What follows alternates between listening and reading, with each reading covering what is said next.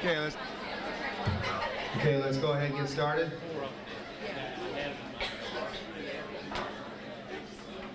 Can you guys hear me okay in the back? Okay. All right. Once again, welcome to the 2012 Fall Sports Banquet. Fall is definitely one of my favorite times of the year for a lot of different reasons, but it's also one of the fastest times of the year. Partly because we have so much going on as far as athletics are concerned. It's definitely our busiest of the seasons. Softball starts and finishes, it seems like, in a month, and the cross-country runners, they're just fast in general.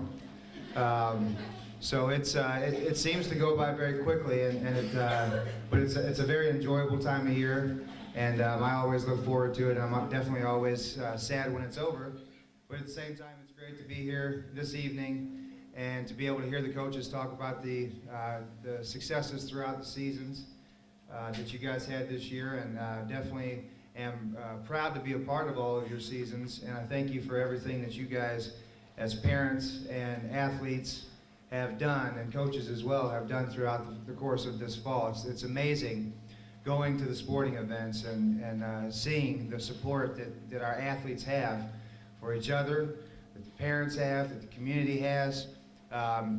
It definitely makes this job a lot more enjoyable when those kind of things are happening, and this is a great community when it comes to supporting our student athletes. We're going to go ahead and start with an introduction of our coaches. To my far left over here is our softball coaches. First is Coach Brittany Kettinger. To her right is also our JV softball coach, and that is Mike McDaniel. To his right is our head softball coach, Dennis Kreitler. To his left is our fall assistant cheerleading coach, Ashley Grind. And to her right and my immediate left is head cheerleading coach for both the fall and winter, Megan Keeker. To my right, the handsome fella here, that is our head volleyball coach, Dennis Drum.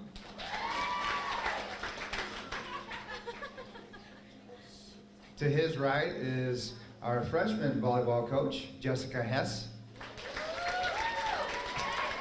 To his right, our JV volleyball coach, Crystal Kester. To her right, our assistant cross-country coach and dad, Chris Warner. Our volunteer coach, and that's a year-round volunteer coach, John Boyd. And our head cross-country coach, Brian Jett. Okay, so we will go ahead, and like I said, I'm not going to talk a whole lot tonight. I'm going to let the coaches do that. We're going to go with softball first, and Mr. McDaniel is going to speak first about JV softball, and Coach Kreitler will follow him, and then I will come back up at that point. So, Mr. McDaniel, come on up.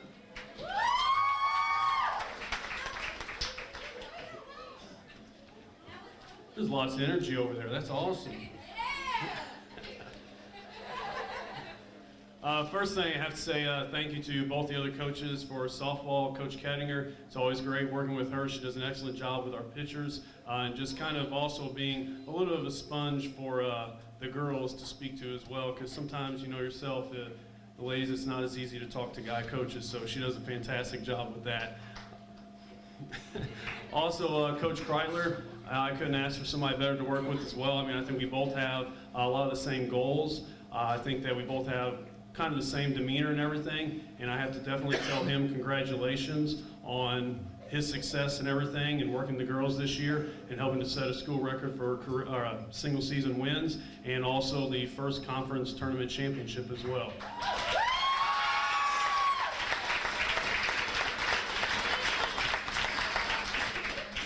All right, now I'd like to introduce our 2012 JV softball team. I'm just going to go ahead and name the girls, and you all can come on up, and I will talk about everybody as soon as you're up here. First, Hannah Apt. And you can hold your applause to the end. Although you did deserve it, Hannah. Rochelle App. Forget that. Rochelle will applause for herself. Michaela Bader.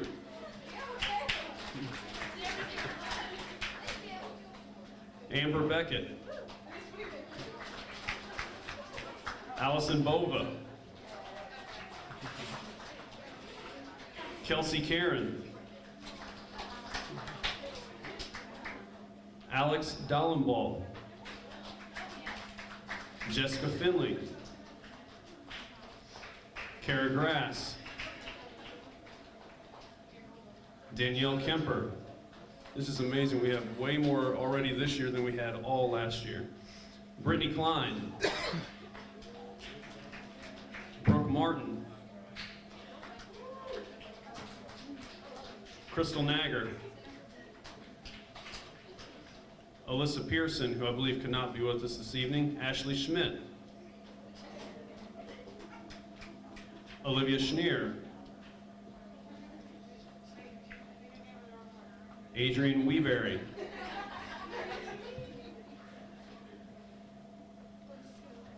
All these ladies will be receiving JV certificates. I am going to introduce 4 more that were very vital to our program this year on the JV level, but because they qualified for enough innings, they'll be receiving varsity certificates. Ms. Megan Hook. Aaron Martin. Lauren Kuchta. And Shelby Morgan.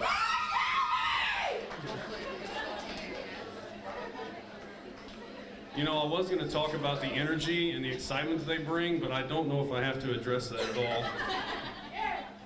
These ladies up here compiled an 11-4 record this year and finished second in the Farmington JV tournament, which I feel they got robbed a little bit because whenever you play a tournament and you do pool play, a lot of times you have a time limit. However, championship games usually do not have a time limit. This must have been the exception because I guess somebody wanted to get out of there awful quick because they put a time limit on our championship game and we were down only a run or two and we still had, I know, at least 1 at bat left. And in a JV game, anybody that's watched them, there are a lot of things that are possible. And I think one thing about these girls is they have never given up all year, and I really truly believe that they could have pulled that one out and maybe even got robbed of a championship. So just had to get that little bit out there. Going to the field each day was definitely a pleasure when these girls are around. They made it absolutely a blast to be there. And it's definitely entertaining from one moment to the next. And I think an example of that would be a lot of people, you know, would go to the varsity game, which is always first. The JV game is second. And I think a lot of people would hang around for the JV game just to see what these girls could do. They were loud, they were excited to be there, and they played hard. Altogether, we had between 20 to 22 girls on the roster for each of our games. And anyone that knows anything about sports, it's hard to get equal playing time to everyone, especially with this many players, and when you only play maybe 5-inning games. Sometimes we had several 3-inning games. So you do the math. It's very hard to get everybody in as much as what we coaches want to. That doesn't even include the very first game of the year where we only played 2 innings. We kind of got robbed on that one too. Park Hills had to go to I think it's a pep rally, which that's perfectly understandable. I think they would have done the same thing for us, but we lost by 1 run, and it was on the very last play of that game. But, you know, we stunk it up pretty bad that game. I think these girls would definitely agree. They were kind of in over their heads, especially coming from maybe summer softball or and high school softball is completely different. So I'm sure the girls would definitely agree we did not do that well that game, and we pretty much needed a talk after that. But the best thing about that loss was it showed the girls had a lot of work to do to get ready for high school softball, and I cannot complain one bit about their efforts that they made all season long to continuously get better every day. You know, we had a talk about what entitlement was and how it was pretty much a selfish thing or a selfish act. Just because you're older or just because you had a position last year doesn't entitle you to that position right now. It's about competition. And I think competition makes you better, and ultimately it makes your team better because of it. And I felt this helped us put together a quality team on the field every time we played, and we had several people pushing others that were starting in front of them for playing time, which is awesome. So whether it was Amber making a spectacular diving catch in the outfield, maybe Aaron in a tournament making a very heads-up play, throwing to Lauren Kusha, covering third base to get a very crucial force out. Maybe it was Megan Hook that was pitching a great game. Or maybe it was Hannah that hit a 500-foot bomb into a 100-mile-an-hour crosswind, which I think it did land Hannah, but if you ask her, she'll probably tell you it's still up in the atmosphere somewhere. You know, and heck, I mean, that's not even including conversations in the dugout during, I was going to be serious. Obviously, there's something I don't know. But conversations in the dugout during rain delays and everything, about food. I hesitate to mention this, but flatulence. Or even quoting the movie Anchorman, which Coach Nix is very fond of that movie. But I think that not trying to leave anybody out because they all added something. I think that's the best thing about this team too, whether they were in the field or in the dugout, they were constantly supporting each other. And I think that that's one of the things that they have to learn young is that it is a total team effort. And with this many girls, it had to be. And they did an amazing job with that. But I think if anything, these girls give Coach Kreitler something to look forward to in the future. And they do have some large shoes to fill. I'm confident that they'll take the initiative to make themselves and their team better. But if I'm going to leave you with this, it's that talent only gets you guys so far. It's those who work their talents that achieve the most. So, ladies and gentlemen, your 2012 JV softball team.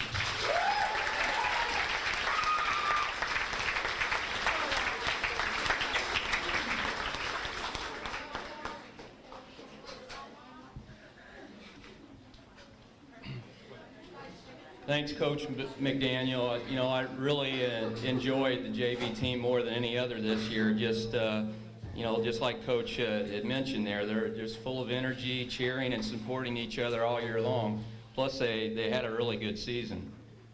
First, I'd like to acknowledge some people. To start off, I'd like to thank, of course, my wife, Mary Kay, for having my second set of twins this year during softball season. And being a mother and father to the 5 under 5 that I do have, it's been a challenge, but we're making it through. We had a lot of help with family and friends, and just like she is at home tonight with family and friends while I'm here again, that's what she had to deal with during softball, and I really appreciate everybody that helped. I'd like to thank Athletic Director Mr. Nix for his support and help during the season. Coach McDaniel, just like he said, we share a lot of the same philosophies in the game of softball that we can share and pass along to these young ladies, and having that duo like that we think alike on most things really does help pass a lot of the information along. Coach Kettinger, for being the third coach for the third year in a row. She's worked with 6 pitchers this year. That's probably more than any we ever had during a softball season. She worked with the pitchers and catchers regularly every practice, had a really good relationship with them to make them better, and we appreciate everything she does. I'd like to thank 93.1 KBDZ for following us this year, Mike Boyd with the St. John Herald, KTJJ, B104 and the Daily Journal, Frank Kirschmer at Prepcast, Elijah Pellerin for updating the softball website throughout the year. Special thanks to Mike Weiler, Cecil Burney, Sharon Giesler for coaching the older merchant teams over the summer. And then Eric Cook, Mike Huber, and Gary Mueller for coaching what I call the mini merchant team over the summer. Tom Layton and Cecil Burney again for helping putting up and taking down our softball fence up at the field. And I'd like to thank Sharon Giesler, Pam Yates, Mike Weiler, Morgan, Kim Weiler, Cheryl Martin, and all the parents helping out in the concession stand throughout the season. I want to thank the city workers, Darren Jacob and his crew that would get the field ready for us to play on.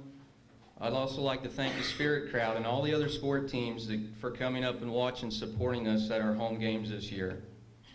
I also want to thank the parents for their support.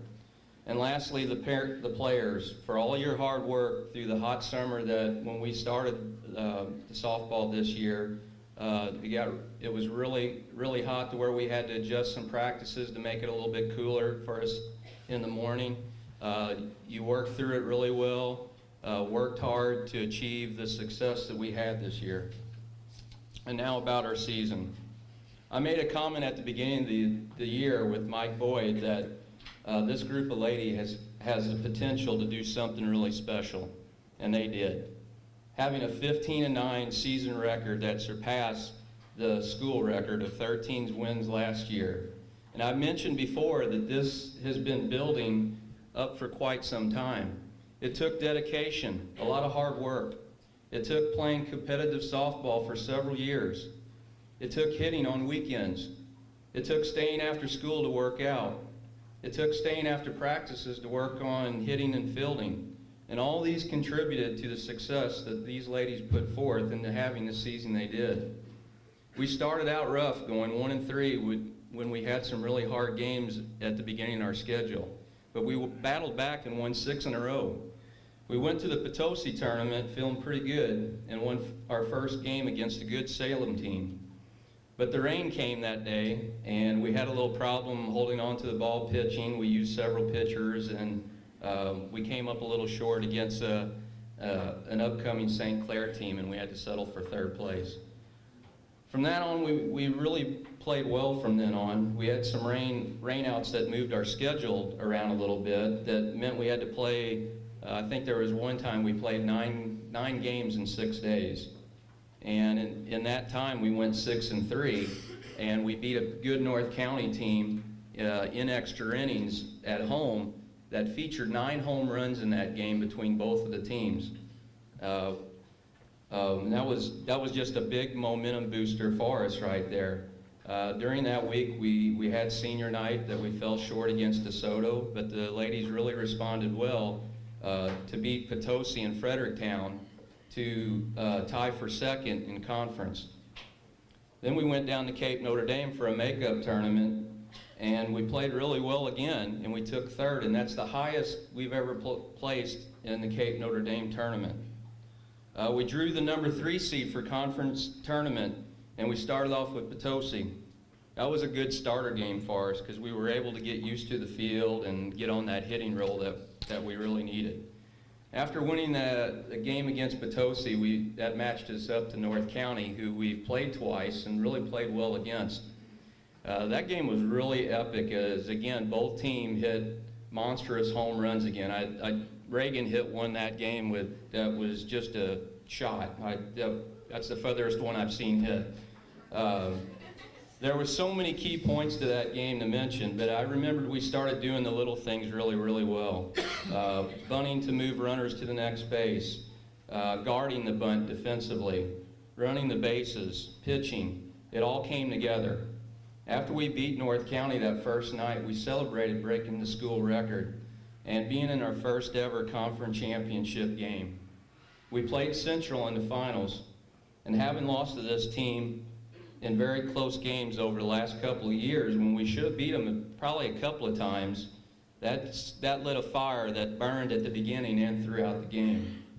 As I remember that time, I was nervous, but I wasn't nervous as a coach. I don't play the game, so I don't get nervous in that way, but I was nervous for the players. We played a very good ball game. Our defense had bent 1 inning, but it didn't break. And we beat Central for our first ever conference championship tournament win.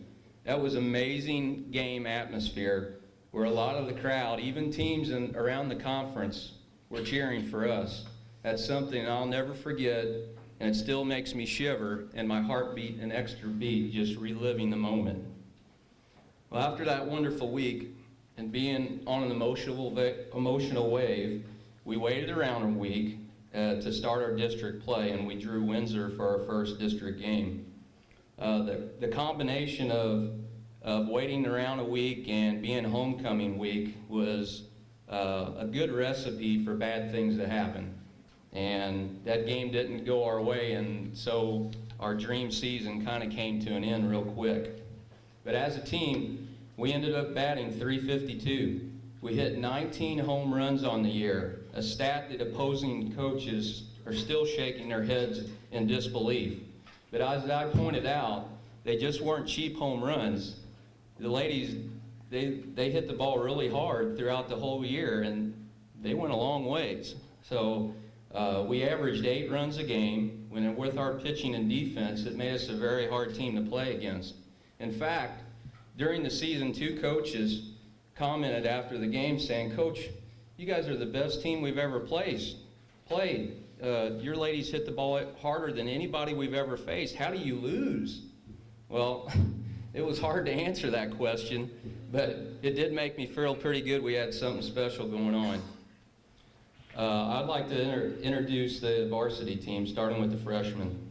Amber Beckett. Amber played played mostly JV in the outfield, and she didn't have any offensive stats on the varsity. She did get in a game in right field and in a game in Potosi with us. She worked really hard. She made several diving catches in JV that really opened our eyes to give her a shot of some playing time in varsity. So we hope she continues to learn the game, and she's going to be a bright spot for us in the future in the outfield. Megan Hook. Megan was a wonderful surprise this year. I got to know her during the summer playing with the mini merchants, and she started taking pitching lessons, and she was a little rough at first, but she really worked hard to earn some varsity playing time. She pitched 16 innings, had 3 strikeouts, had an ERA of 6.43, and won 2 games for us this year. So we hope that Megan continues to work on her pitching so she can contribute a lot for us next year. Ashley Viox. Ashley was amazing this year. I knew she was good, but that's really an understatement. She was not only an offensive threat and base runner, she played solid defense at second base, having the 3rd best fielding percentage on the team. I can remember there was a lot of times during the game that I was just wishing if the other team would hit the ball, they would hit it somewhere close to Ashley, because I knew it would be an automatic out. I feel pretty comfortable playing her anywhere, and we're going to need a lot of her in the future to be successful. And I'll talk more about Ashley here in a little bit. Now the sophomores, Lauren Kuchta. Lauren had 5 plate appearances this year. She walked once and had 2 hits, a single and a double, scoring a run and scoring twice herself. Lauren played second base and some shortstop and has improved as a fielder, along with gaining more confidence playing the game. We're going to expect big things from you out of Lauren next year, okay? Reagan Zerwig. Reagan played 3rd base for us this year. That base is also called the hot corner, and balls are hit hard, and some of them are not so hard, and you have to be on your toes at every at bat. And she played really well, and she's still learning the position. Offensively, when Reagan hit the ball, like I said, she made it scream. She led the team and set a new school record with 7 home runs. She tied for the most triples with 2. And she had 26 RBIs that tied her for 1st on the team. She also led the team on being hit the most with 5. And if she continues to put up numbers like she's done this year, she's going to be one of the top softball players in this area, and we're really glad to have her on the team. Our juniors, Jessica Seibel. I think Jessica's here today. Tonight. She did pinch run several times this year, and she helped out in the way that I feel is really important to our team. She kept a scorebook and worked on spray charts during the games that help us keep track of opposing team. Erin Martin. This was Erin's 1st year playing. She has really quick feet and does handle catching the ball really well. Erin has a softball quality that I love. She talks and yells constantly on the field when she's playing, which kind of makes her a field general in a way. So that's a really good quality to have. Erin batted 3 times this year, walking once and scoring a run. And with her ability and leadership, we look for her to help us out next year. Shelby Morgan. Shelby was used as a courtesy runner in the beginning of the year, and she also pitched 5 innings for us this year. Shelby is a team player and supported the team very well this year, again doing scorebook and spray chart works for us to help us keep track of the opposing teams. And we hope she continues to throw to work on her pitching for next year. Charlie Berry. Charlie played some left and center field for us this year. She batted 6 times. She scored twice. And even though she didn't get the playing time she hoped for this year, Charlie competed really hard in games and in practices and supported her teammates very well. We hope that Charlie will add leadership and stability to our outfield next year. Tori Yates. Tori was our center fielder. Tori batted .282 and had 20 hits, 14 RBIs, stole 8 bases, and scored 12 runs. Tori got some big 2-out hits for us in the conference tournament games and was really important as she also sacrificed bunted a couple of times to move the runner to second. So we expect Tori to be a big contributor again next year, as it'll be her senior year. Paige Porter. Paige was our first basewoman this year and played very well again. She was second on the team in fielding percentage with a remarkable .981 percentage, and that's kind of what you need for somebody at first base that can catch and field the balls that are being thrown and hit at you. Paige does that really well. Paige struggled at the beginning of the season batting, but came on at the end. She batted .279, had 17 hits, 3 doubles, and 5 RBIs, and she scored 8 times. And she did lead the team in sacrifice bunts with 3. And now to the seniors. Abby Park. Abby came back her senior year after not playing her junior year. She pinch ran a couple of times and played second base. She also helped out keeping the scorebooks and spray charts that helped us out a lot. Megan Herman. Megan was our designated hitter on and off throughout the season and our courtesy runner. She batted 17 times and had 3 hits, 2 singles, and a double, and knocked in 2 RBIs. She scored 8 runs and only struck out once the whole year, which is the lowest on the team. Megan is a catcher, but she did play some first base at the Notre Dame tournament, and I think she has one of the hardest jobs, and that's being a backup catcher. And I really respect Megan for being supportive, upbeat, and being a team player throughout the year. Rachel Ross. Rachel played some left and right field for us this year, and she was used as a designated hitter as well as pinch hit and courtesy run. She had 17 at-bats, had 3 hits, a single, double, and a triple. She had 2 RBIs and scored 9 times. Now, by looking at Rachel, you wouldn't think she could hit the ball very far, but she can swing the bat and make the ball go a long ways. She hit 2 long balls in the Notre Dame tournament that went for extra bases to help us out. And plus, she hit the ball really hard the whole season long. It was just caught by the outfielders. Allison Layton. Allison played right field for us this year and was our most consistent outfielder catching the ball, and she had one of the strongest arms in the outfield. Allison batted .294 on the season with 15 singles, 14 doubles, and 4 home runs, including the walk-off game winner against North County at home. She drove in 12 runs, stole 8 bases, and scored 20 times. We will miss Allison next year, and her dad, Tom, who always encourages Megan to throw the dark one. Jamie Viox. Jamie played left field, and she kind of struggled catching and tracking down fly balls earlier in the year, but she worked really hard during practices. And if it wasn't for her diving catch against North County in that conference semifinal game, we'd probably be settling for 3rd place. Those of you that seen that play, you know what I'm talking about, because that was just a phenomenal catch at a high pressure time, and she made the play. Offensively, Jamie had another good year. She batted .392 with 32 hits, 8 of them doubles. She had 19 RBIs, stole 7 bases, and scored 21 runs. Megan Weiler.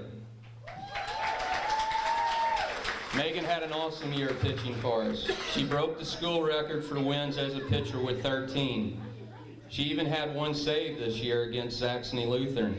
Megan pitched 125 innings and had 91 strikeouts and had a 4.24 .24 ERA. When Megan was on, our chances of winning and playing well was key for our success. Megan works on pitching all year long, and she probably doesn't know I know this, but last Easter I was taking my kids out for a drive, and we went up to the park, and as we drove by the softball field, I looked over there, and there was Megan pitching with her dad on Easter Sunday. So that's the dedication I hope that these young players realize. To improve, it takes a lot of hard work and practice. To go along with her pitching, she also put together a pretty good batting average at .279 with 17 hits and 8 RBIs. She was named All-Conference and All-District for the second year. Emily Giesler. Emily was our shortstop again this year, and she had many diving catches that resembled Ozzie Smith. Now, Emily actually had a better year offensively, but to her defense, the opposing teams made a better effort this year to stop her from getting on base, because once she got on base, it was trouble.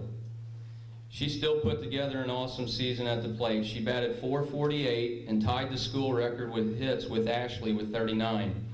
Emily was first on the team with singles with 30, runs scored with 34, and she just missed breaking her school's record of stolen bases. Last year she had 38 stolen bases, and this year she ended up with 36. I will miss Emily because she really understood the game, and we discussed team strength and weaknesses many times. Erica Burney. Erica did an amazing job catching again this year. Erica would not only block and stop many wild pitches thrown in the dirt, other teams just wouldn't simply steal against us because they knew that she would throw them out, and that really helped us out defensively. Offensively, this was Erica's worst year statistically speaking. It's hard for me to say. She still batted .394 and led the team in triples with 2, walks with 21, and I think that's just an amazing stat, having 21 walks. Teams just did not want to pitch to her, okay? She had an on-base percentage with .527, the best slugging percentage with .75, and an on-base percentage plus slugging percentage with a 1.302. She belted 5 home runs, 3 in one game against North County, and hit 25 RBIs. She is named All-Conference and All-District for the 4th time. Ryan Greashopper. Ryan's been our manager for the last 2 years, and it's spoiled me so much as a coach. He kept the scorebooks for the varsity and the JV and did a lot of extra things that really took the burden off us coaches. Ryan also ran the bases when we needed a runner. He caught for pitchers during practices. He tossed me balls while quick pitching to warm up the ladies hitting. And even though Ryan is a small build person, it will be hard to find another person to fill the large shoes he's made as a softball manager. Ryan, I thank you so much for everything you did for St. John's softball. I just want to say some things about the seniors. This is my first year as a coach that I've seen players come and go through 4 years of softball. And it kind of hasn't sunk in on me yet until we start back up in the spring and the summer, and I won't see their faces on the field. But these seniors were hardworking ladies who played the game right, the best way they could in games and practices. I just hope that the younger players on the team will have learned from them on their commitment to the sport and the teams. Parents, you should also be proud to have raised young ladies with these special qualities.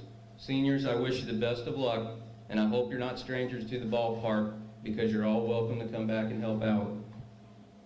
Now for our award winners for this year. The first award is for the most improved player. The winner of this award was voted on by her peers on her team. She improved as an outfielder throughout the season when she struggled at making a running catch on a ball hit in front of her. Her confidence grew as the season went on and developed as our best outfielder and had the best throwing arm as well. She struggled at the plate, but eventually got back on track in making some key hits late in the season. This year's most improved player is right fielder Allison Layton.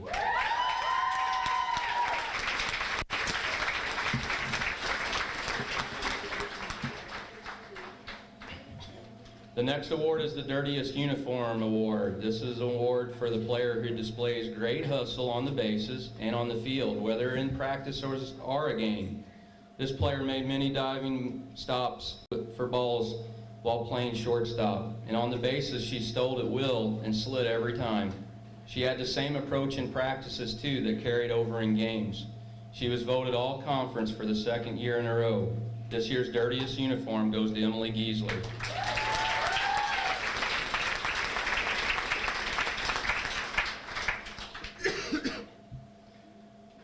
The next award is strictly based on offensive stats, the Best Offensive Player Award.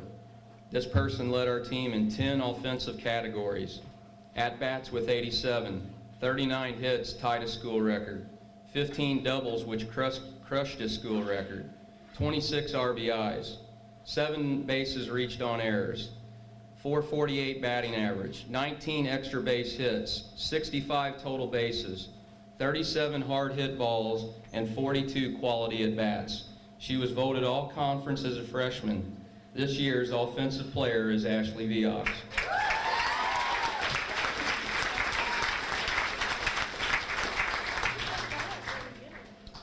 The next award is the Best Defensive Player Award. The winner of this award is extremely vital to the success of our team. She stops and blocks balls pitched to eliminate pass balls in a game that would negate base runners to advance to second base. She had an impressive .985 field percentage that led the team. She's one of the leaders on the team and kept the team focused on the field, and she's just simply the best catcher in the conference. This Defensive Player Award goes to Erica Burney.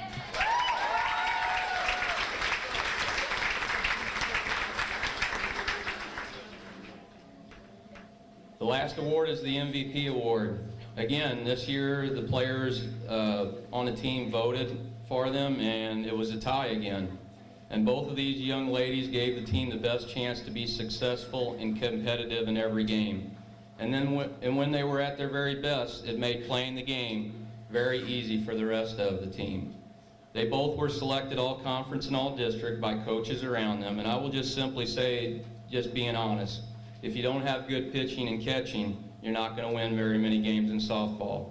So for that being said, our MVPs for 2012 are catcher Erica Burney and pitcher Megan Weiler.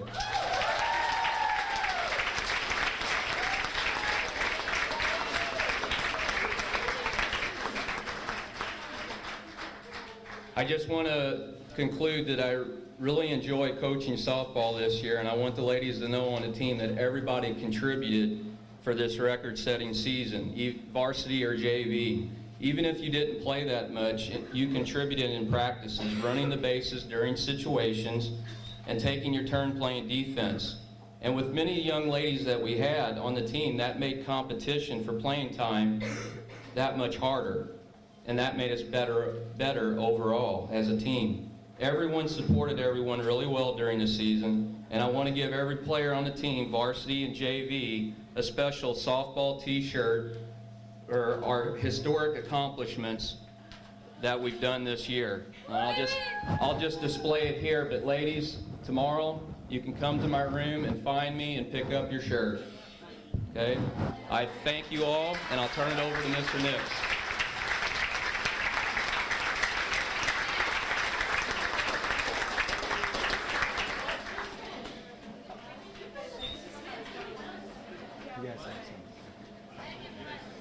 I believe the ladies have something for the coaches, and I'll let them go ahead and get that stuff.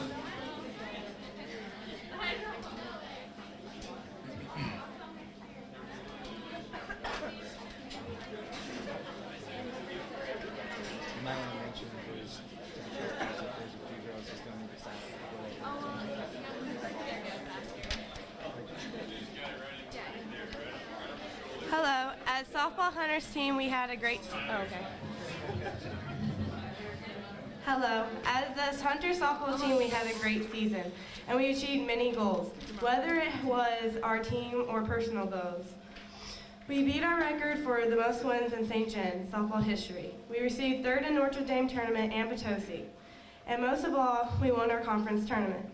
However, we were not able to earn these achievements on our own. We had significant people on our side to help us push through our ups and downs as a team. These people included our coaches, Coach Kreitler, Coach McDaniel, and Coach Brittany, our manager, Ryan, our family, our fans, and who came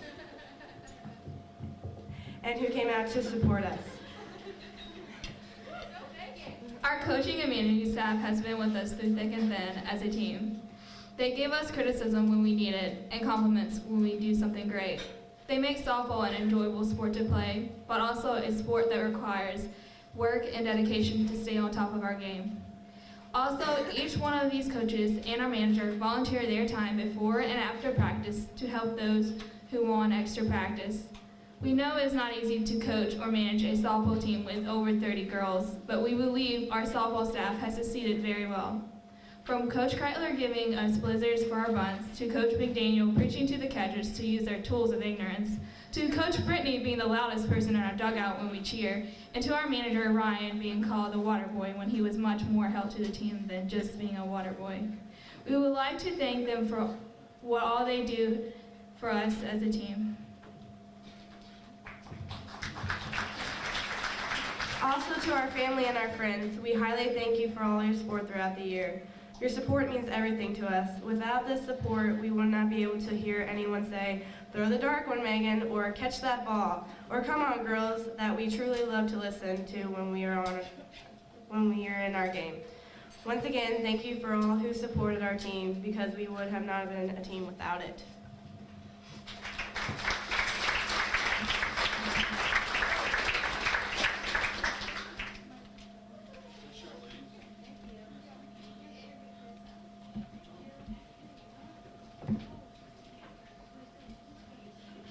Okay. Thank you, ladies. And what a special season. It was fun to watch, and it was obvious from the beginning of the season that the coaches and the girls were not going to settle for anything less than a record-breaking season. So great job, softball. Really quick, please give a big round of applause to Cheryl Logan, the kitchen staff, for the meal tonight.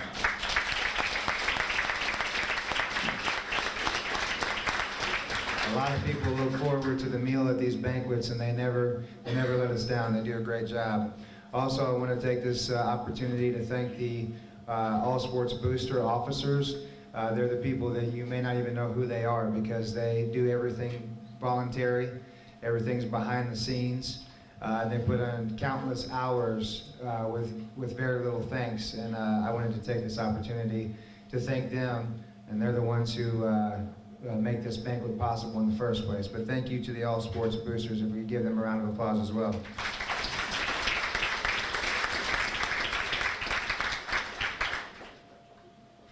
Okay, before I turn it over to volleyball, I wanted just to point something out that I had noticed while softball coaches were talking.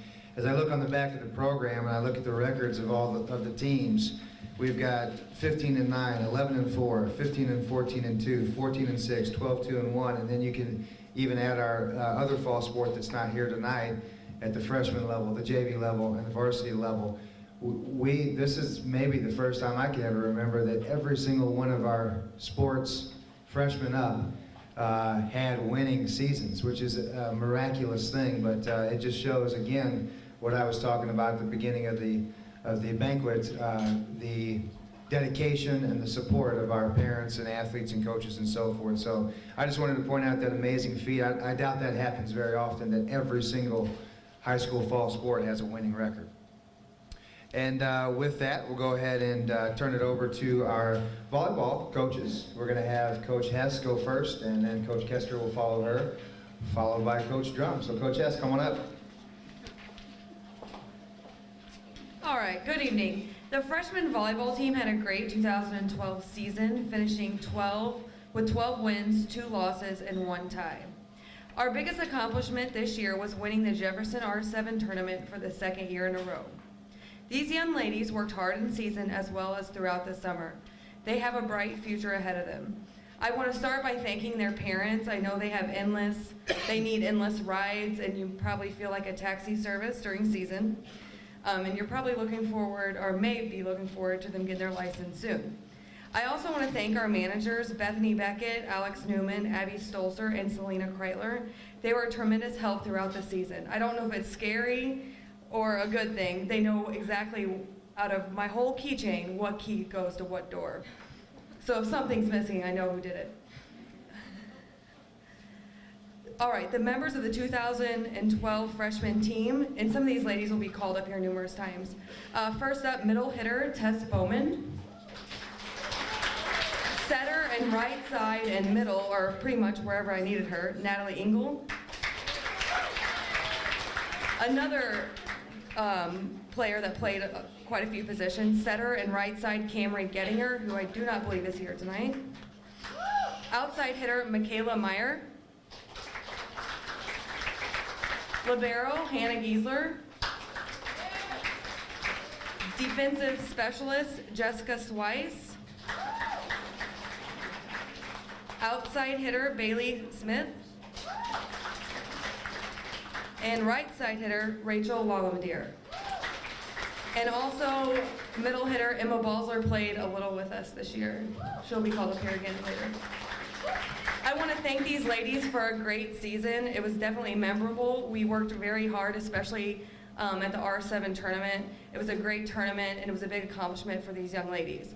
They all have a bright future, work really hard through March through August, and I look forward to see what they accomplish throughout their high school career. Thank you.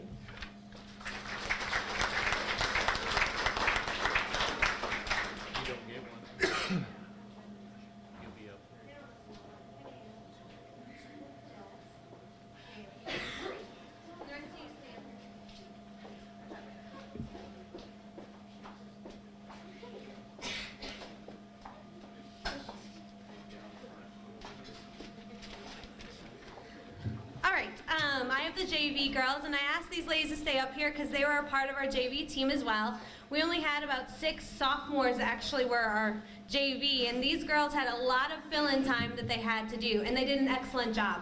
So Emma Bosler, she was our middle hitter. She was our kill leader this year. Anytime we needed a ball to get down, she was the person I told my setters to go to. I'm like, go to, and she did her job, and she was very confident at it, and I'm excited to watch her grow as a player. Let's see. Hannah, I would love having her on the bench because every time I would look at the bench and think, okay, I can get in, who still has a game left? Hannah was like, I haven't gone in yet, coach, you can put me in, I'll do it. And so anytime I needed her to get a pass, I'd say, that ball doesn't hit the ground. She's like, I know, coach, and she wouldn't let it hit the ground. Natalie, she was a setter whenever I needed her to. When you see my other 2 setters, you'll notice we're a little height deprived. So she would be my one, I'm like, okay, I need someone big in the front row, and she would go in and do that for me. And Tess was, I don't want to call her my backup middle hitter, but she was. So many times I wanted her to go in, but I had to save her in case we had to go 3 sets. And there were so many times at the end of the season when she stepped up and she carried the team at times. So I'm really excited about having her again next year as well. The rest of my JV team, we have Jessica Probst. Jessica was one of our captains this year. On the court and off the court, anytime that I felt there was a problem, I went straight to her and she would talk to the girls about anything. On the court, she was coach. They called her on the court because she was always telling them, okay, come on girls, pick it up. Remember, we have to get the ball in. You said to me. So she was the one I could always rely on. Our other captain was Mariah Ritter.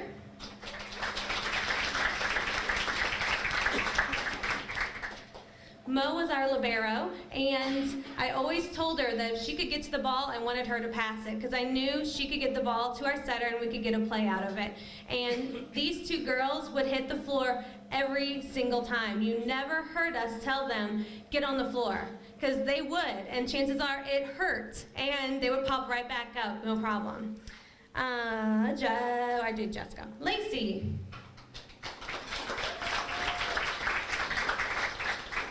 Lacey was our other middle hitter. She was very much a take charge girl, and you would always hear her on the court because she wanted to hit the ball. Regardless where she was on that court, she wanted to hit, 10, 2, wherever. And a lot of times in timeout, I would tell her, okay, we're going to Lacey, get the ball down. And so she accepted that challenge, and she went 90% of the time. Kendall Sikowski. Kendall, AKA MC. You'll have to ask her what MC stands for. It was about a very challenging practice we were having one day. And you'll notice I have twins on this team, and they bicker. They do. They're not very loving to each other. So Kendall was my other setter. As you can tell, she wasn't real tall like Jess. She was sometimes needed to come out because she couldn't hit the ball, but she worked so hard. This year, her serve became one of the most difficult for the other teams to receive, and she didn't miss it very often. So I'm excited to see her grow even more in the next couple of years. Her sister, Caitlin Sikowski.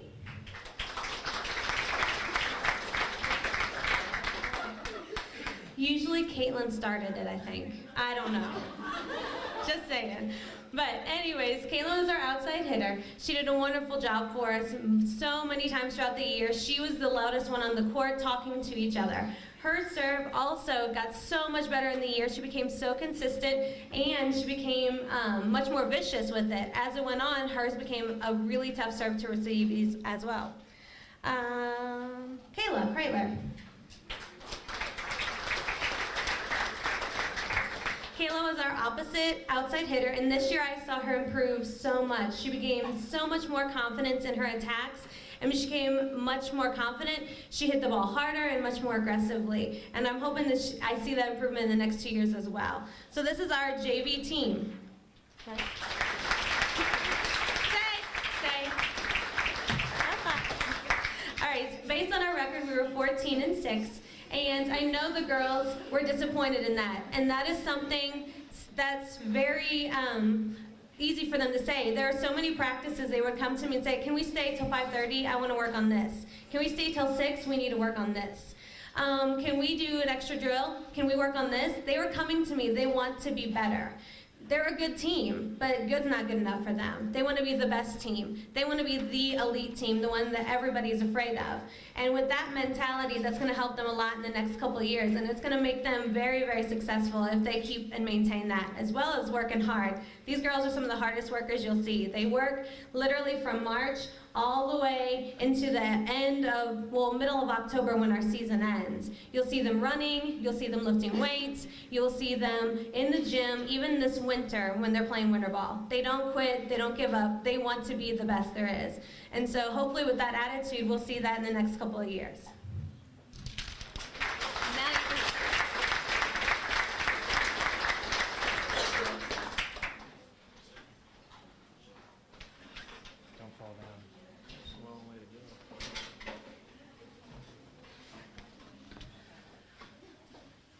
Okay, I'd like to start off by thanking some people that helped make the program successful. You'll hear some of these be a little bit repetitive, but we still need to get those people's thanks. The media, KBDZ, the Sun-Times, the Herald, Frank Kirshner's Presscast, the Daily Journal does a good job for us, KTJJ, and KFMO 1240. All do a good job of covering our games and putting us on radio and prepcast, so they're very important to our program.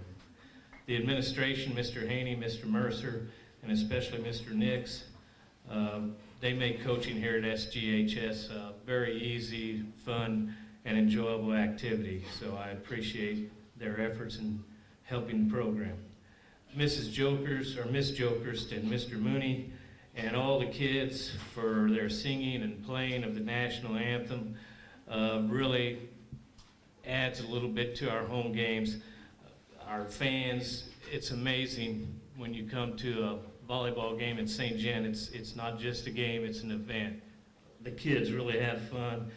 By the end of the year, we've got parents up dancing, the other teams are up dancing with our kids. It's really a neat thing to witness and really a neat thing to partake in.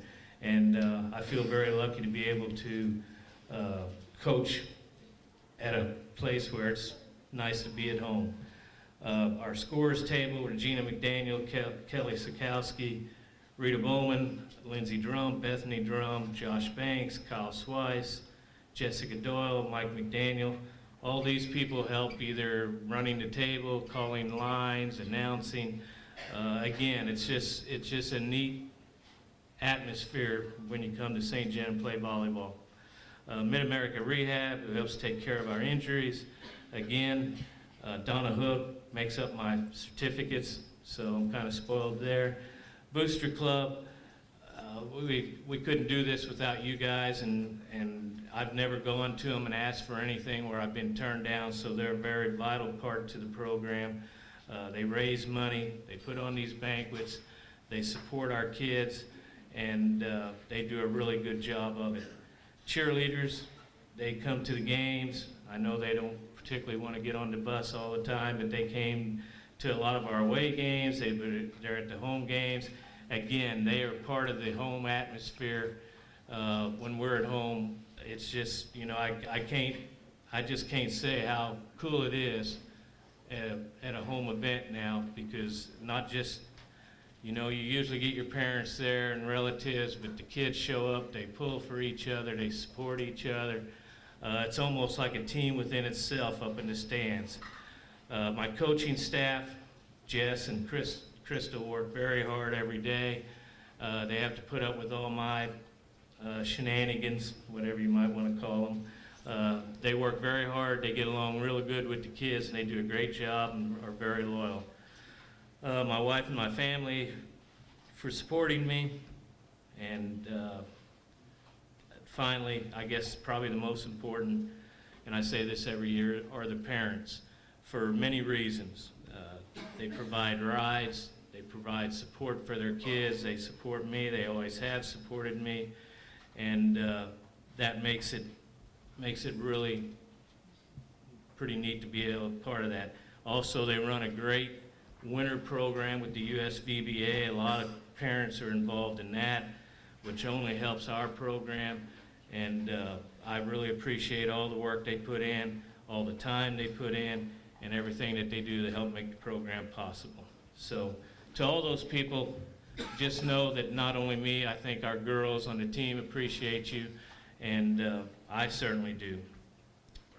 Basically, our year was kind of a season where we went up, and then we went down, and that's pretty much the roller coaster part of it.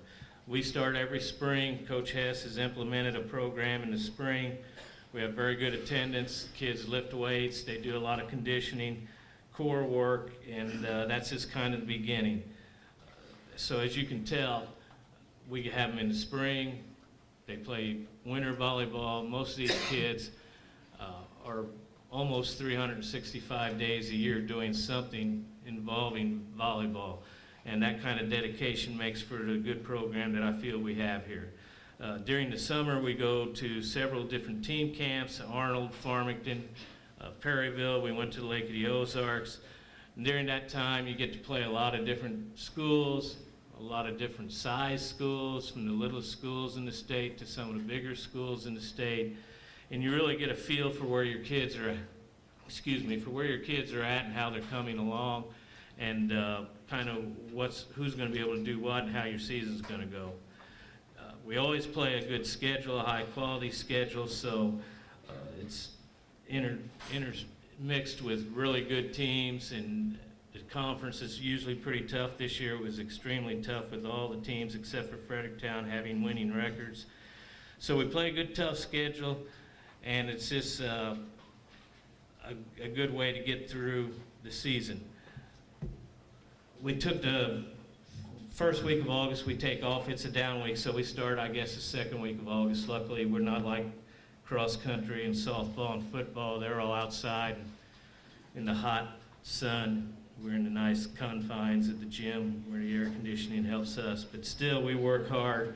We put in plenty of hours and lots of sweat, and these kids really work hard. We started off the season 12-3-2. We won the North County tournament. And we're really moving along quite well. And then things just went bad for us. We struggled. It wasn't for lack of effort. we competed hard in every game. We continued to work hard every day in practice.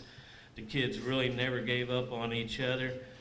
Showed a lot of pride in themselves. They never really quit. We just couldn't win some of the close matches, and so many of those matches towards the end of the year went 27-25, we'd lose or we'd win, and then we'd lose, 25-23. We just couldn't figure out a way to win that third set.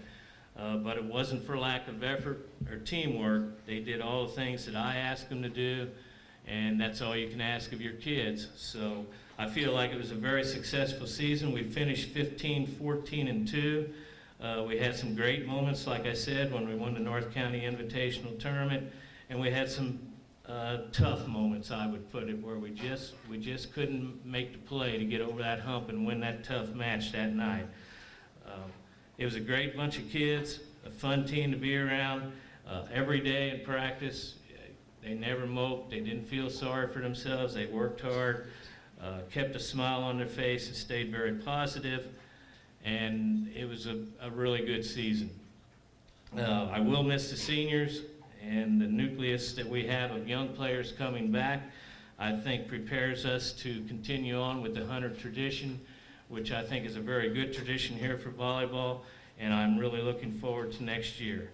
So I'll bring these kids up here for you to get a look at and clap for and give them a big round of applause when we're done. I would like to finish with, I really feel blessed to be able to work not only with these kids, but the kids I've had in the past, the kids I'm going to have in the future. This is a great community to be a coach in, and St. Jen High School is a great place to be a coach, so I really feel blessed about that. All right, we'll give out our certificates. If I can get this thing turned here. We'll start with our managers. We had 4 of them this year. A couple of them are returning managers, so they knew all the ropes. They do a good job. So Bethany Beckett, Selena Kreitler, Alex Newman, and Abby Stolzer.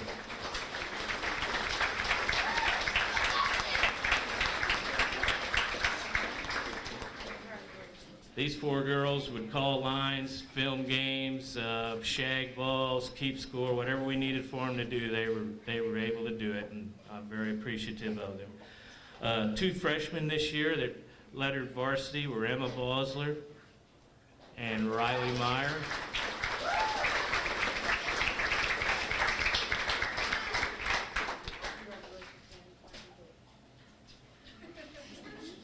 I'm not supposed to drop that stuff. Our sophomore ladies that earned varsity letters were Whitney Burr, Katie Palmer, and Jessica Probst gets a provisional letter. She didn't play enough to earn her letter, but after she earns next year, she'll get her letter in 2 bars.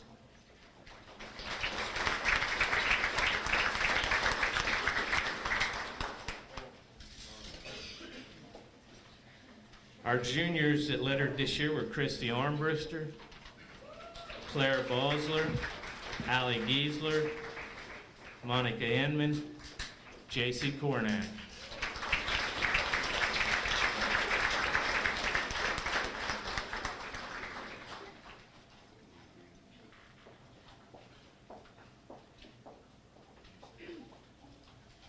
Our seniors that lettered were Lane Devine, Marissa Gons, captain, Mallory Hook, and Paige Smelsley was the other captain.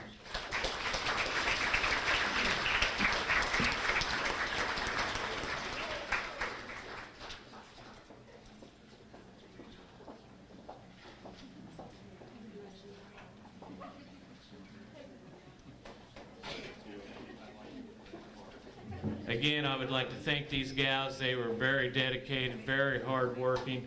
A great bunch of kids made the end of my days. I always look forward to it, and it's because of these girls. I would say as you look at them, with the exception of a couple, you can see that in the future we're not going to be one of the taller teams in the area, but I guarantee you they'll get out there and they'll fight you. So we look forward to next year's bunch. For those of you coming back and seniors, I thank you for all that you do and did. and will continue to do. I'm sure you'll have very successful lives ahead of you. We'll go ahead and get our award winners. First, we'll give out our medals. These are based strictly on stats. This year's most digs with 328 was Monica Anman.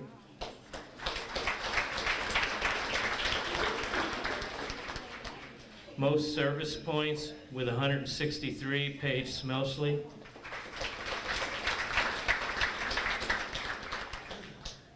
Most assists with 255, Paige Smelsley.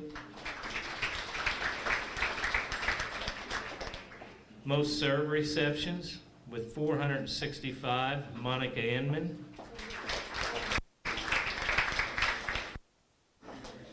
The highest serve reception percentage, Mallory Hook at 90%.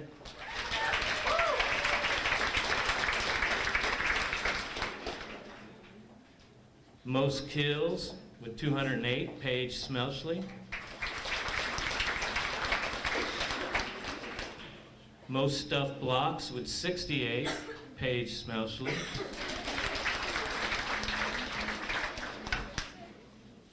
And then we have 4 plaques, which are voted on by the coaches and the team members. Our first one is Most Valuable Defensive Player goes to Mallory Hook.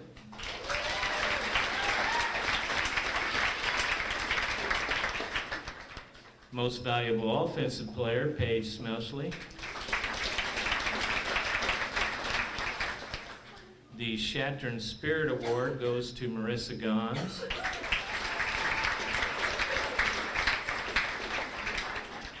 And the Honey Hunter Award, which is our MVP, goes to Paige Smelsley.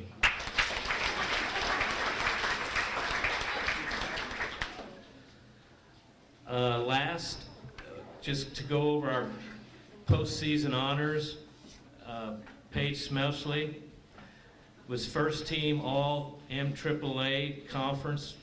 She was second team District 2 3A, and she was honorable mention All-State 3A. So Paige earned all those postseason honors. Once again, this is our 2012 varsity volleyball team. Give them a big round of applause. Thank you, ladies.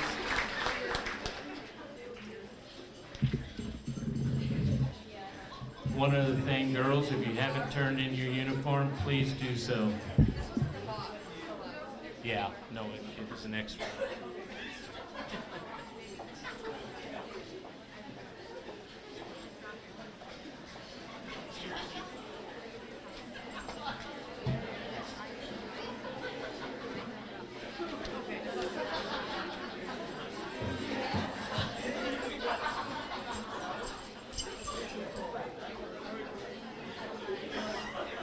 You want to say anything? No? Okay. Okay, thank you, volleyball coaches. I know Coach Drum talked about the up and down season that they had, but that just kind of shows you the success that they've had over the years, that they still had a winning record, and they considered that to kind of be a down season. And you know, I talk to the coaches quite often throughout the year, and every time I talked to Coach Drum, he did nothing but compliment the girls on their desire to win, their hard work, and even in the time that the season wasn't going so well, that part of the season, he still stuck to those words and those compliments of his girls. The next group that we have, you know, our sports, they get to be in the newspapers, they get to have their names read over the intercom when they win games, and they get the pats on the back, and they get their names called out at games and stuff like that. And although, you know, I always feel like none of our sports get enough recognition, none of our kids. One group that definitely doesn't get recognized as often for several reasons, not because we just simply neglect them, it's just because they don't compete, and you know, they're not the ones out on the courts in the field. They're the ones who are working their butts off and practicing year-round so that they can cheer for the people who are getting the recognition. So our next program, our cheer program, I forget, are both you guys Okay, so we're going to start with Coach Grind. She's going to come up and talk about the cheerleaders, and then followed by Coach Keeker. So a round of applause for them, please.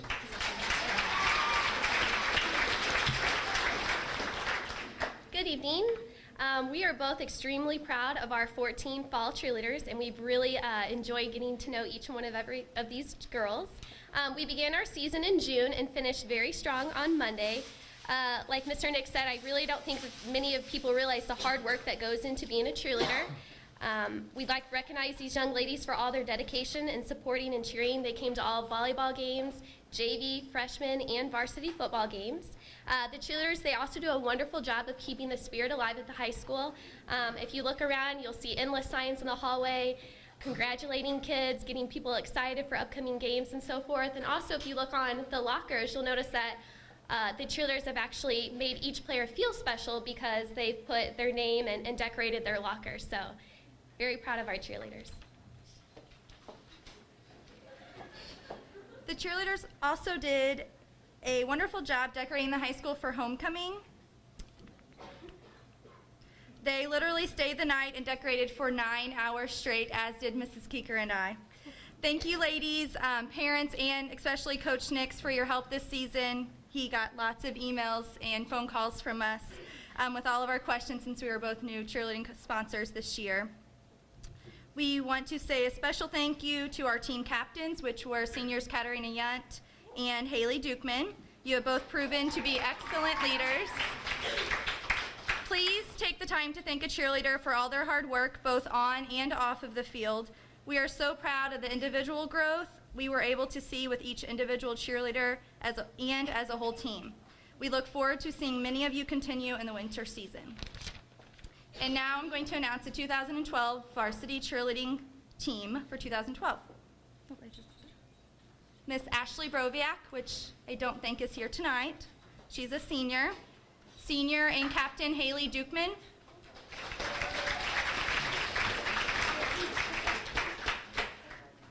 Senior and Captain Katarina Yunt.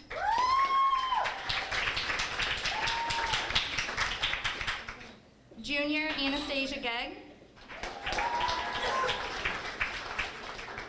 Junior Emma Hoover.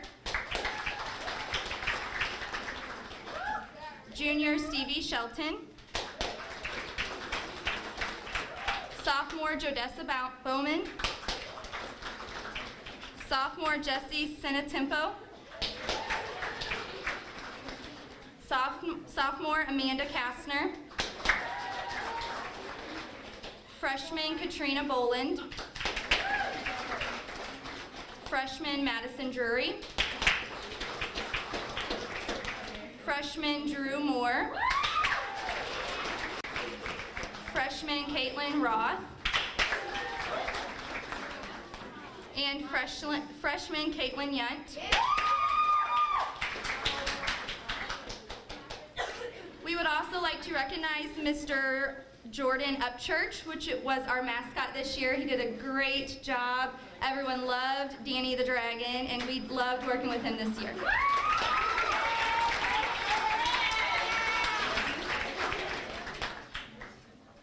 We also have a few awards to give out tonight. The first award tonight will go to Best Jumps, and that award will go to Stevie Shelton. Our most improved cheerleader this year will go to Madison Drury, which is a freshman. I don't think the next girl that I'm going to announce, I don't think I've ever seen her without a smile on her face, so she is obviously getting our Miss Spirit Award, and that is Amanda Kastner.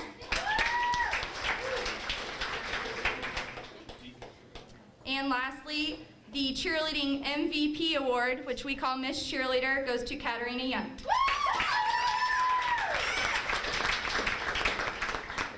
Thank you, girls.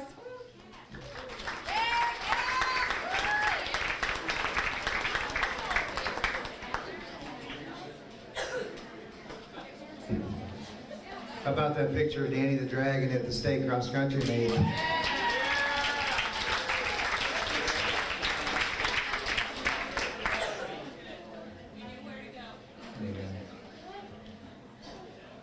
Thank you, cheer coaches.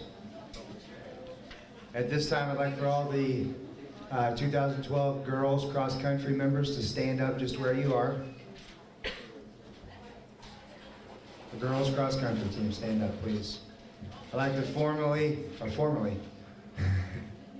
no, we're doing it now, formally introduce the 2012 Class 3 state champion cross-country team.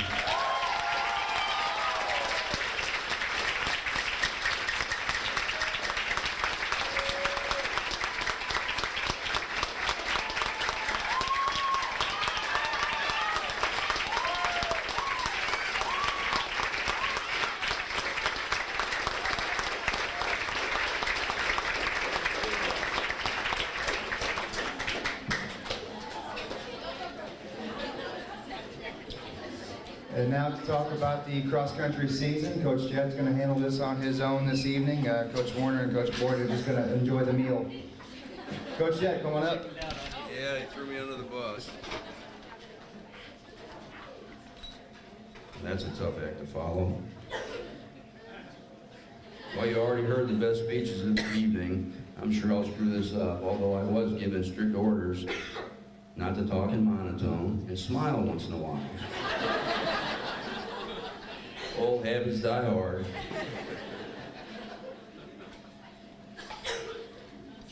When I started this, I didn't need glasses to see what I typed, and the print didn't need to be near as large or as far apart.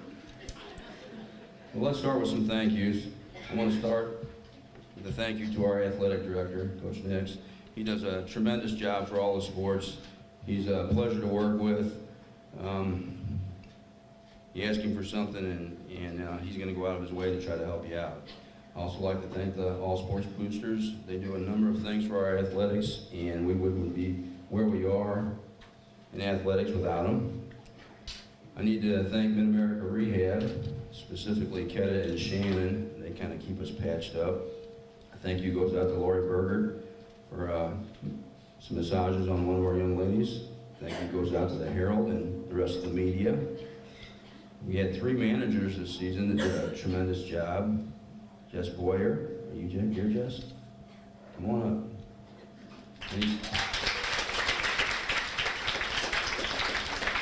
Maggie Fleeg. Just stay up here, I need somebody to hide behind. And Anna Heinzman.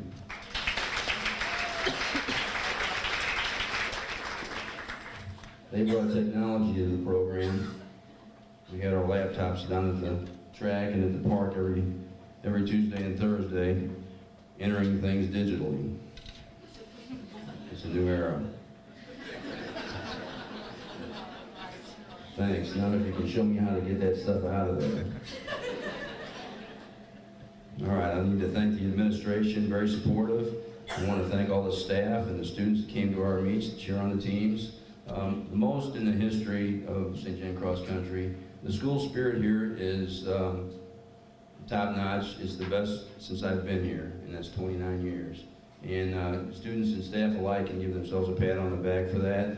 It's really remarkable when you go to a sporting event and you see the spirit that's demonstrated by these young people. It makes you proud to coach here. I'd also like to thank Wholesome. They sent a great big fruit basket to the state meet. We still have some of that down in the refrigerator in the coach's office, guys. Make sure you grab some after your workouts. I'd like to thank Ms. Newman for her care package.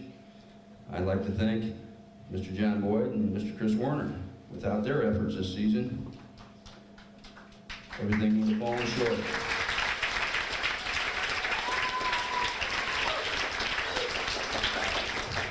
I need to thank the parents. We don't have very many meets in close proximity. They travel long distances throughout our meets. They understand the early hours and the Sunday long runs and all the other things that go along with it. And without them, we wouldn't be where we are as a program either. So thank you to all the parents.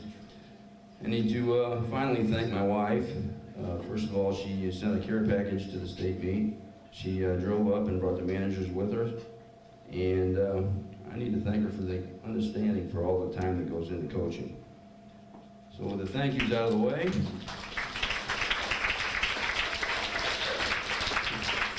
We'll talk a little bit about our season. This probably warrants saying at 3:30, this book, it's my speech, was somewhere in cyberspace. And I was a panicked man. I can barely read, let alone talk to people without something to read from. But anyway, thanks to our technology department, we've got it back. So here it goes, chapter 1. Our season actually began in May, the day after the state track meet. Group runs happened on Monday through Friday at 6 a.m. in the morning. Okay, in the morning. And Tuesday and Thursday evenings at 6:30. June was a month of maintenance, and we slowly built our base. July was ushered in with heat and 2-a-day training. The third week of July, many of the runners went to the Joe Bill Dixon Wilderness Running Camp, which is on the North Fork of the White River. And when they say it's wilderness, it is. They stay in a tent. They do have a shower house, but most of them bathe in the river. Getting out of the camp is a mile uphill in either direction. So it's a challenging camp. Those that attended strengthened their friendships, and some team bonding occurred. They also, every member that attended, completed a half marathon in a very scenic course. And one in particular didn't think she could do it. Right, Sam?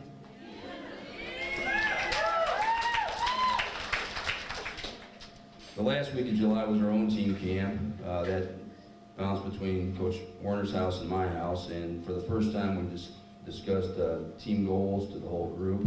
We as a coaching staff had been discussing goals since early June or probably late May, but we kind of started talking to the kids there in our camp. The chemistry of both teams was extraordinary this season. We had very few issues. And the boys team started off with Tyler, Josh, Jacob, and Andrew, and they spent the first few weeks searching for a fifth runner to strengthen their lineup. While the girls started the season looking like the team the coaches thought they could be. Our first meet was in Jefferson City. If you'll recall that first week of competition, it was 100 plus, so the meet was postponed until Monday afternoon. And we made the trek to Jeff City. The girls wound up with a win. The boys placed second. We got back at about 12:30, quarter to 1 in the morning. We won't make that trip again. Week 2 found us at the prestigious Forest Park Cross Country Festival. It's one of the most competitive meets in the state. Both teams competed in the tougher division. The girls finished 4th behind 3 Class 4 powerhouse teams. The boys didn't field a full team that week because of the ACT. You do have to take it sometime. Let's see, something else happened that weekend. Oh yeah, that Taylor Warner kid, and she ran some kind of outrageous time and suddenly was a star in the running community. Fastest time in the country, you're right. The third week of competition led us to the Sioux Passage Park, home of the Man Maker. The girls managed to win against a tough St. Teresa's team from Kansas City, who wound up, I think they placed second at the state meet in Class 4. The boys finished 4th behind 3 Class 4 teams. The 4th week found us at the historic Hancock Invitational. The meet's 51 years old, I believe. The boys finished 3rd behind Festus and Cape Notre Dame. And the girls won it pretty handily. We had 6 in the top 13. The next week we had a much needed week off. The 5th week of competition was homecoming and all the distractions that went with it. That week was the first time in school history that both our boys and girls won conference titles. I think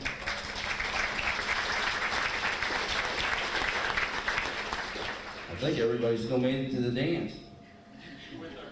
With the medals and clean and hair done and all that.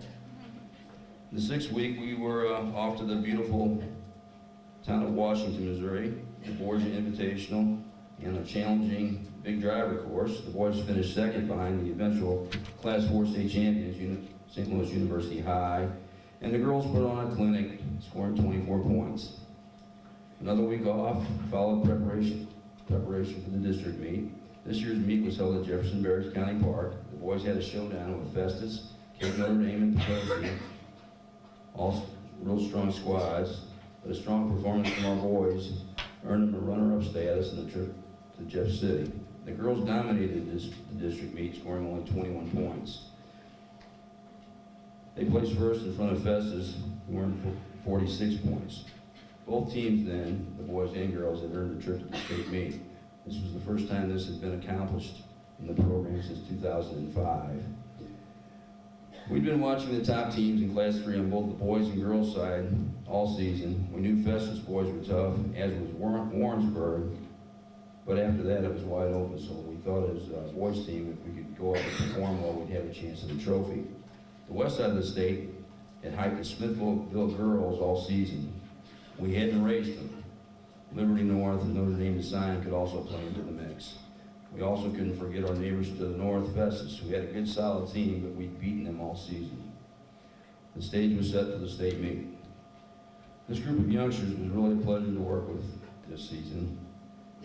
The core group of boys and the whole girls team exhibited outstanding work ethic, dedication, discipline, desire, and sacrifice. They truly were an inspiration to work with and coach. Every quality day, found them giving us all they had.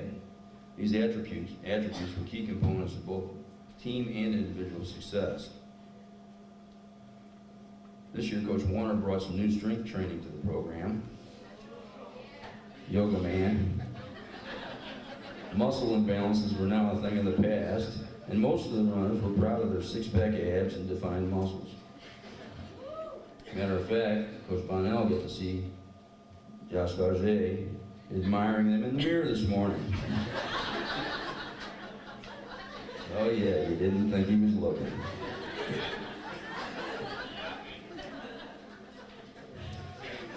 I digress.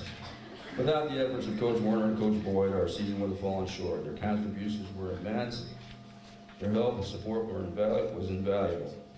Volunteer Coach John Boyd brought the college experience to the program, as well as his ability to, quote, school the boys in most of the workouts. Yes, I said school you. The boys team was his project. He trained with them nearly every step of the way and always pushed pace in the mornings, much to their dismay. He mentored them and really took ownership. I attribute much of the boys team's success to the fine job Coach Boyd did with them. This season's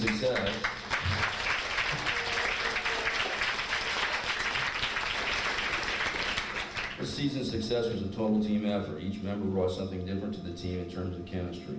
We ended each quality day with a prayer led by one of the runners or the coaches.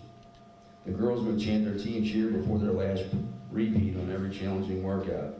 Pretty inspiring to watch. Most days left me inspired and feeling blessed to get to work with such an outstanding group of athletes and coaches. The program had what most would describe as a dream season, and it truly was. However, that didn't put an end to the IT band issues, the bronchitis that plagued us most of the season. I'm pretty sure we had at least five respiratory infections that wouldn't go away, and we had 5 with IT band strains.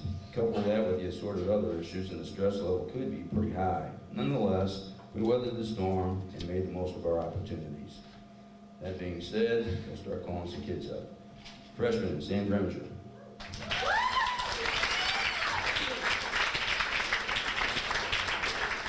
Smiling Sammy. Do you ever get mad? I heard her say one time she wanted to hit someone in the face with a ball. It was you.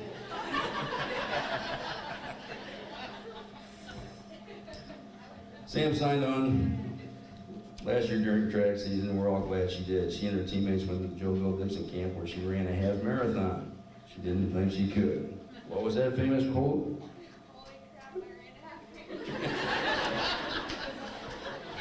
For those of you who don't know, that's 13 plus miles. I think this was about 13.7.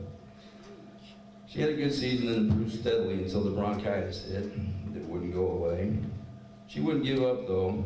She had her best race at Borgia, and she was sick. Sam's got a bright future ahead of us. Freshman Amy Hook.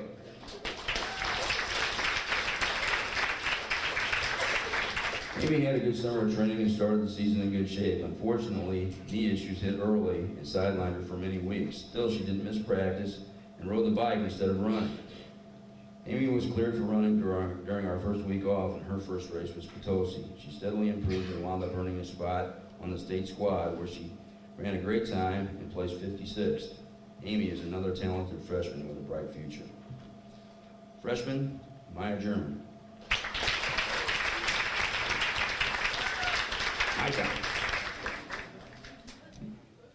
Maya's sense of humor and infectious personality made her a pleasure to be around. She brought into the program right away and did all the work. Her positive attitude often spilled over to her teammates and even a crabby old coach. Maya had a terrific season, earning all conference, all district, and all state honors. Not too bad for a skinny freshman. Freshman Mallory Kohler.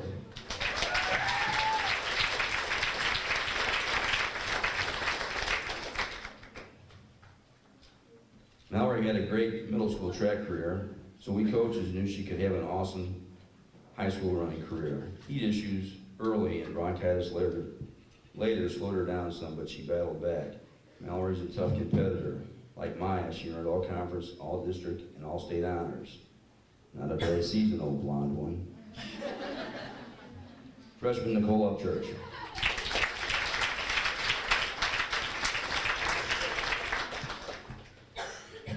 Nicole worked the program as diligently as anyone. Her efforts were rewarded with tremendous improvement.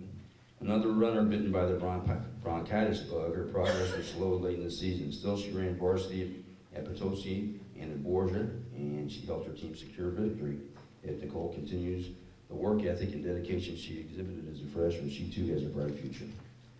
Freshman, Taylor Warner.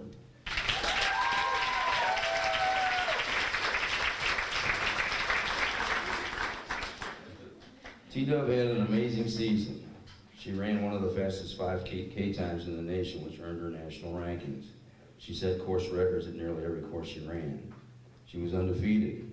She was in the running limelight since our second meet and handled it like a seasoned veteran.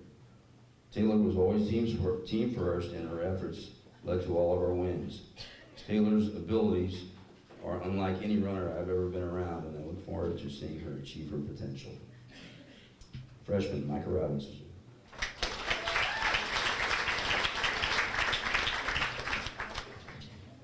Sometimes when first-time high school runners see my summer running calendar, they think, you gotta be kidding. Unfortunately, I'm not. Micah had to play catch-up early in the season, but earned our 5th spot before we were too far into the season. Lack of confidence and experience hurt Micah early. He improved in both areas, but unfortunately, injury hit late in the season, and it cut it short. Micah has good ability, and with some more dedication, he can have a great running career. Sophomore Blake Engel.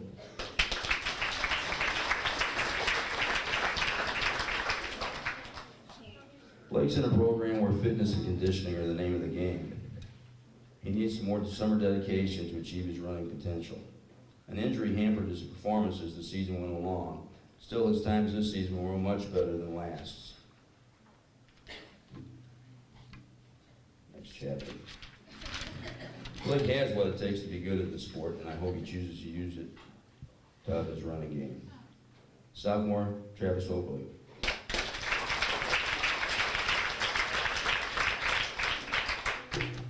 This was Travis's first season with us too. He too needed some more summer preparation, but he's a gutsy kid. Travis steadily progressed, and then he went on vacation and got set back again. Still, he battled back and became our 5th runner. He helped his teammates win a conference title and a trip to the state meet. Travis knows what he needs to do to take himself to the next level as a runner. Junior, Shelby Warner.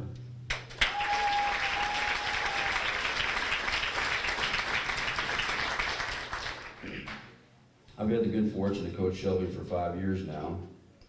She's earned much success, and I did say earn, it didn't come easy. Dedication and hard work were key components.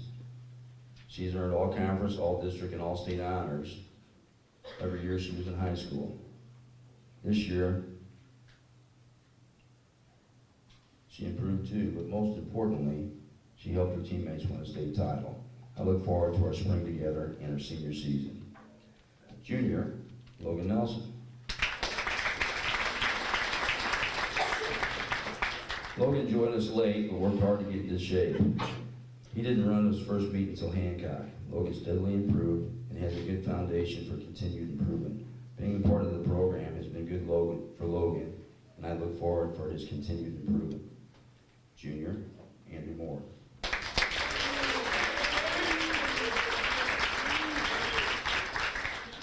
If you look at Andrew, he's got a funky looking necklace on, and those are skulls, and you can earn these skulls by doing various good things in a cross-country meet, much like the greeners and football players get, and you can see he earned quite a few of them.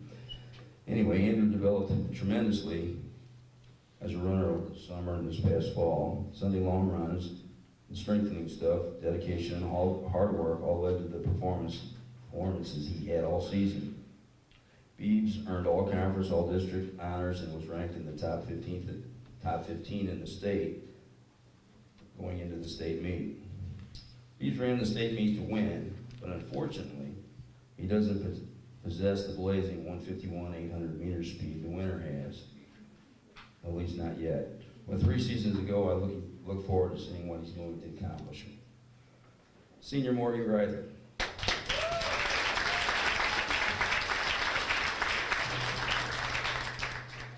I've had the good fortune of coaching Morgan for 3 years in track, so I knew she had tremendous potential as a cross runner. She finally committed to running this fall.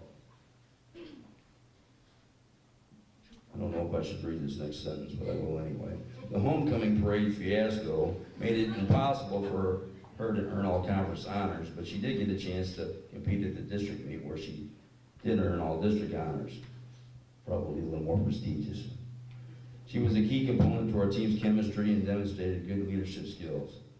I know she was disappointed with her 27th place state finish, but she did her job, she packed with her teammates, and all the while she helped us solidify our championship. Senior Josh Dauget.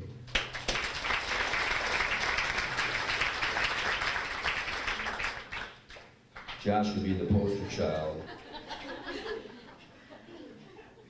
Josh could be the poster child for what hard work and dedication can do for you. He could be. From his humble middle school beginnings, his terrible middle school beginnings, to where he is today is quite a transformation. Josh actually confided in me that during middle school, he would hide in the bathroom stalls instead of running the road course. I'm pretty sure that carried over to freshman and sophomore years as well. The friendship he developed with his teammates contributed to his desire to improve. He gave everything he had every day and was always accountable. I'm so very proud of the young man Josh has become. Running doesn't come easy for him, and he has to work very, very hard for everything he's earned. As a coach, I would rather coach this kind of kid with that kind of desire and work ethic than a talented, lazy kid any day. Senior Molly Hook.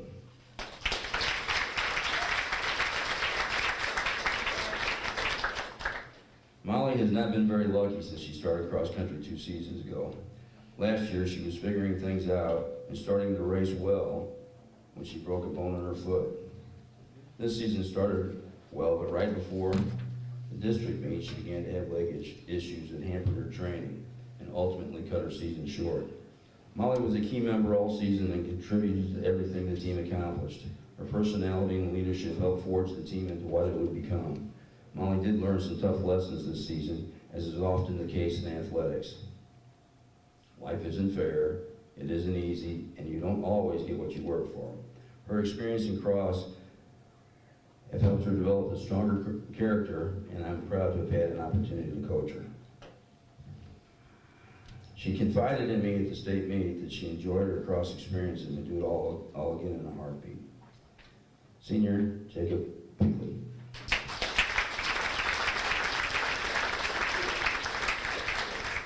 Jacob came into the program as a sophomore and was as enthusiastic as any runner I've ever coached. His commitment to excellence and his team helped him turn the corner as a runner. Jacob earned all conference and all district honors this season and was a solid performer. Like his teammates, he always put the team first. This was not always the case with Jacob, and we coaches are proud of his improvement in this area. This year was Jacob's first trip to the state meet where he learned another valuable life lesson. Sometimes nerves get the best of you. I've coached many athletes over the years that were overwhelmed by the state experience the first time, only to dominate during their next opportunity. I once coached a young man who placed 94th on his first outing to the Jeff City, only to come back to the big show the next year and place second. Unfortunately, Jacob's next trip will be as a coach or a spectator. Senior, Rachel Hook.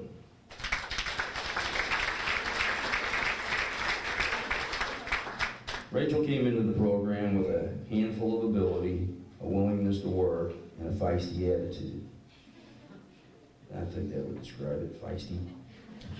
She dedicated herself to the program and reaped the rewards of her labors. She's earned all conference honors, all district honors, and all state honors the past 2 years. She's mentored our young runners mostly by example, but maybe it's vocally too. She is known as Big Mama to her teammates. Rachel also has several college coaches interested in her. She's been a key member for the past 2 years, and our program wouldn't be where it is without her. Her contributions to this year's state championship were massive, and I look forward to her favorite season, track.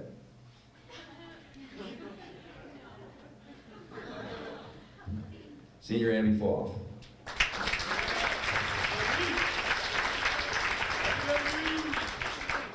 Okay, when Abby joined us, her 5K time was about 31 minutes. My records indicate that Abby's 5K time went down to 22 minutes. That's a 9-minute improvement. She had to work exceptionally hard for all of her improvement because she wasn't blessed as a runner. What she was blessed with is a big heart, tremendous faith, and a never give up attitude. Abby came up with the lyrics that the team used to win the talent show at the Joe Bill camp. The talent show was the 2012 team's first competition, which resulted in a win. Abby brought her senior experience to the team and mentored many of our youngsters. Her unique personality and quiet demeanor added nicely to the team's chemistry. Senior, Tyler Yard.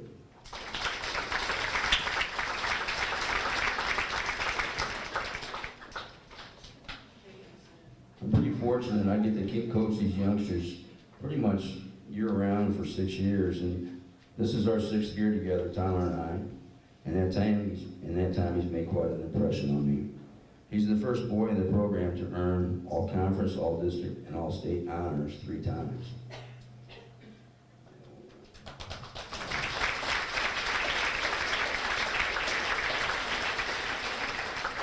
Most of the time when you're a sophomore and you're racing at the state meet, you're racing men. And you're just a boy. You're just a boy. All his accomplishments were done in a very quiet and humble way. He normally leads by example, but speaks up when necessary. Tyler is a tireless worker and a fierce competitor. This is a recipe for success if you have some ability to go with it. This year's quality days were a joy to watch as the 4 amigos led their way. But you knew they were getting tired when you heard Tyler's unmistakable. Tyler's a young man of the highest caliber and one of the best runners in the state. I'm honored to have had a chance to coach him. And that's the 2012 boys and girls drag and cross country team.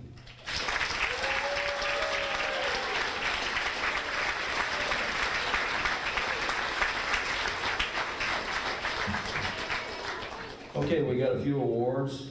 This has kind of been a whirlwind. We finished our season on Saturday and had a little hoopla going on that day, so we didn't get our voting done until Monday. I got the last ballot back yesterday after school, so this is even news to our athletic director. We've got 5 awards voted on by the team. The first is the boys team leader. And understandably, it goes to Tyler Urick.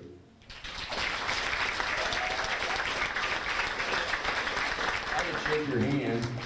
Congratulations. Look at that, I'm smiling. Most improved. What did you run about?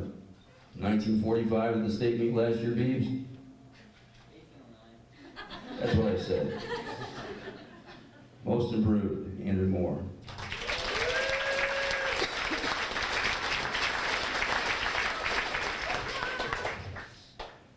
Girls team leaders.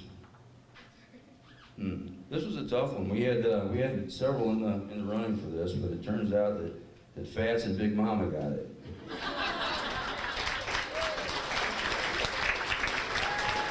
This one's Fats.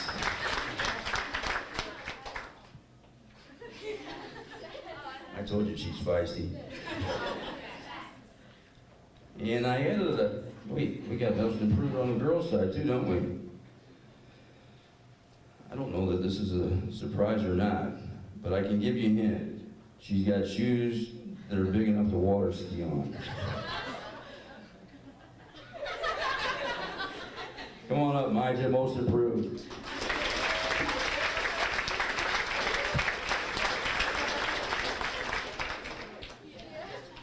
So Friday night at the hotel before the state meet, somebody comes walking in the room wearing a sports bra and a shower cap. Hi, Coach. Most spirited runner, Maya.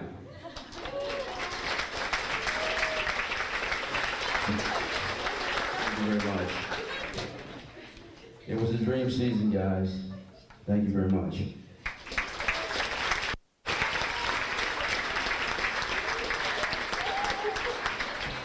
Thank you, Coach Jett. A couple of things before we close here tonight. First of all, Coach has covered most of the thank yous, but just a couple of extra. You know, my wife, I'm like these coaches, not home very much during the seasons, and a lot of times I think she just doesn't understand, but the truth is I think sometimes it's me that just doesn't understand. Thank you to the volunteers at the concession stand. I know the Sports Booster officers appreciate your help, and that is strictly volunteers. So those of you parents who help out with concessions, thank you very much. Thank you to the administrators, Mr. Haney, Mr. Mercer, and all the administrators for helping with supervision and with ideas with sports and extracurricular activities throughout the fall. Brian Kreider and his custodial staff, they're the ones who clean up after all the spectators leave on weeknights and weekends, and you know, they're the ones, again, who are cleaning up your mess. So thank you to Brian and his staff. Thank you to our teachers who work the games, clock or gate or book or things like that. We appreciate your help as well. And I apologize to anybody who I had left off that thank you list. Award winners, if you won an award tonight, please stick around. The last couple of things we have, first of all, I just wanted to comment that out of 105 athletes that could have been here, athletes and managers, 98 out of 105. That's pretty impressive.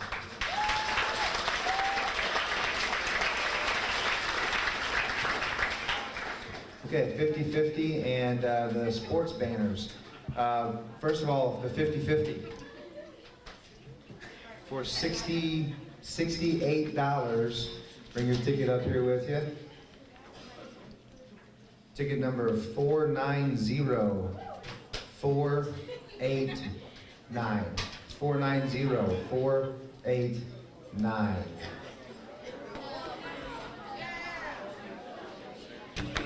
All right, and some of you guys noticed the banners. They were out in the commons area there. Right now we have, obviously, we have the volleyball and cheer banners. The reason we have those now are because those pictures are taken early in the season.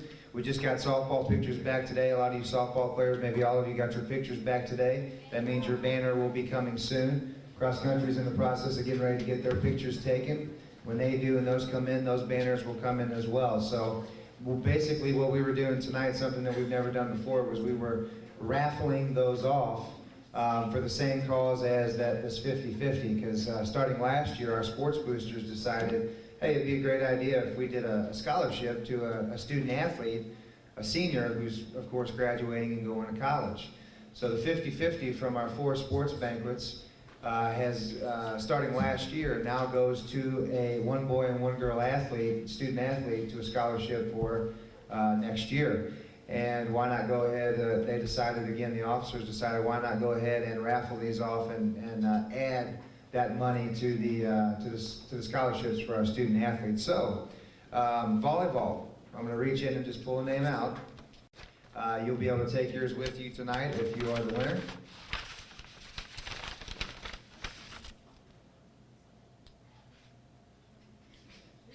Sherry? No last name? Sherry Binkley. Sherry Binkley.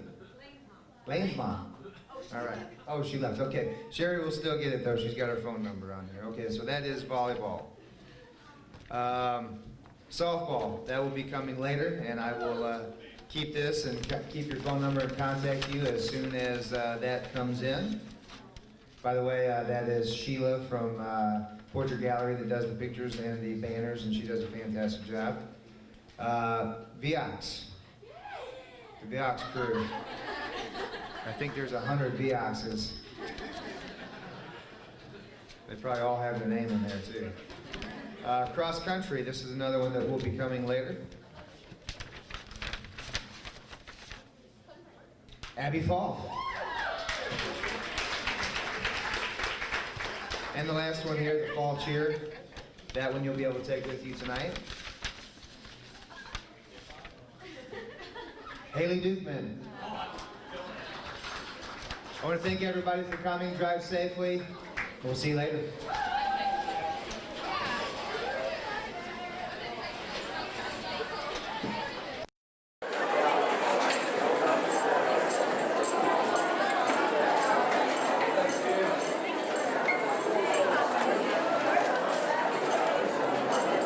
Congratulations.